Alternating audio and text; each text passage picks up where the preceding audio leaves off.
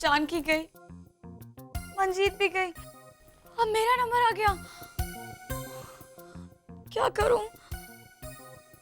अगर यहाँ से बाहर गई तो ये सारे ऐशो आराम छूट जाएंगे, और अगर नहीं गई तो जानकी और मंजीत मेरे बारे में क्या सोचेंगी?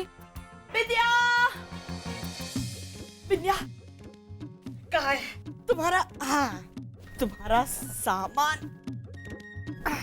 ला, मैं तुम्हारा सामान पैक कर देती हूँ। पैक? क्यों मम्मी जी? मैं तुझे बाहर भेज रही हूँ। बेटा, बाहर जाके आज तुझे अपनी सासू माँ की इज्जत रखनी होगी। आपकी इज्जत मम्मी जी?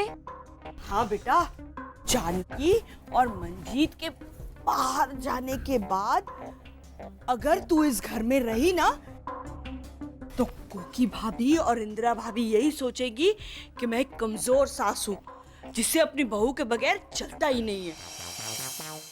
वो लोग तो यही समझती हैं कि मुझ में अक्ल ही नहीं है, और मैं सब कुछ अपने बहू के दिमाग से करती हूँ। इसीलिए बस अब तू जा। ये लो, इनकी मोटी अकल में उल्टी गंगा बहने लगी। मुझे रोकने की जगह मुझे ही भगा रही है यहाँ से। बिंदी, चला कोई चक्कर, सोच कोई सीरियल, वरना तू गई घर से बाहर। मम्मी जी, अगर मैं चली गई तो सबको तो यही लगेगा कि आपकी बहू भी आपके इशारों पर नहीं चलती है। पर मुझे क्या मम्मी जी, मुझे तो बस आपके आदेश का पालन करना है, चाहे जो भी हो। अब चलिए मम्मी जी, मैं बाहर जाती हूँ। उठाइए बैग और आप मेरे साथ चलिए। आपको ना 150 गालियाँ देकर ही जाऊँ। हाँ, 150 गालियाँ सुनाकर जाऊंगी, तभी तो हिटलर काकी और वो लोमड़ी काकी आपको 1000 बातें सुनाएंगी। पता नहीं इतना सब कुछ सुनने के बाद भी आप अपना वोट कैसे बचा पाएंगी। मम्मी जी, हाँ? मम्मी जी, कितने प्यार से रह रहे थे हम दोनों। मम्मी जी, मम्मी जी, वोट तो अभी भी है आपका, लेकिन आप क्या, छोड़िए। आपने जो सोचा होगा मम्मी जी, सही सोचा होगा।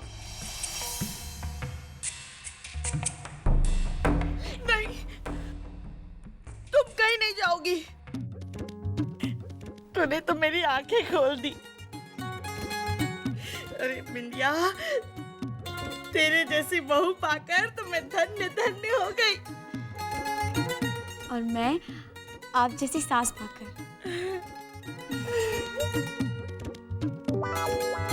मेरी अच्छी बिंदिया। 100 साल जियो हमारी सासू माँ।